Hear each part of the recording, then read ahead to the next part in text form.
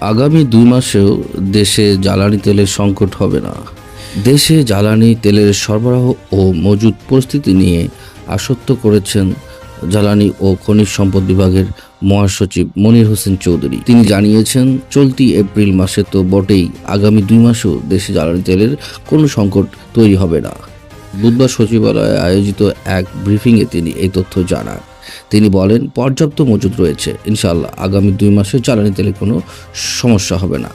বর্তমান মজুদ পরিস্থিতি তুলে ধরে মনির হোসেন চৌধুরী বলেন, দেশে বর্তমানে ডিজেল মজুদ রয়েছে 1,01,385 metric ton, octane 31,821 metric ton, petrol 18,211 metric ton এবং ফার্নেস ওয়েল 77,546 মেট্রিক টন।